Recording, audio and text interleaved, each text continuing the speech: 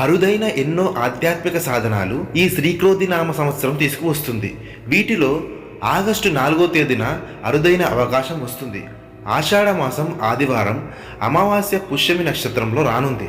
ఈ రోజు చాలా పవర్ఫుల్ రోజు. సూర్యునికి ఇష్టమైన ఆదివారం నాడు అమావాస్య రావడం చాలా అరుదు. అందులోనూ పుష్యమి నక్షత్రం కలిసి వస్తున్నాయి. ఈ మహిమోపేతమైన రోజును మహాపురాణాలు ఈ విధంగా చెబుతున్నాయి. ఈ ఏడాది 3 ఆగస్టు 2024 శనివారం మధ్యాహ్నం 3:31 అమావాస్య తిథి ప్రారంభమవుతుంది. మరుసటి రోజు 4 ఆగస్టు 2024 ఆదివారం మధ్యాహ్నం 3:54 వరకు ఉంటుంది. ఇదే రోజున పుష్యమి నక్షత్రం మధ్యాహ్నం 1:26 వరకు ఉంటుంది. ఈ రోజు ఎవరిని హింసించడం కానీ ఎవరిని ఇబ్బంది పెట్టడం కానీ చేయకూడదు. కోరి కష్టాలు తెచ్చిపెట్టుకున్నట్లే అవుతుంది. పుష్యమి లేదా ఆరుద్ర లేదా పునర్వాసు నక్షత్రాలలో ఏదో ఒకటి అమావాస్యలో వస్తే అది పిత్రార్చనలకు మహాపర్వదినం.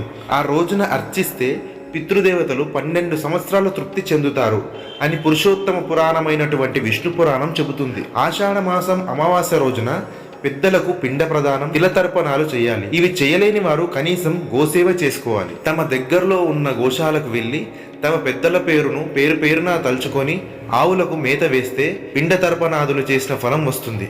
సాధారణంగా పితృలకు అర్చన చేయడానికి కొన్ని నియమాలు, నిషేధాలు ఉన్నాయి. గోరూపంలో ఉన్న పెద్దలను సేవించడానికి ఎటువంటి నిషేధాలు లేవు.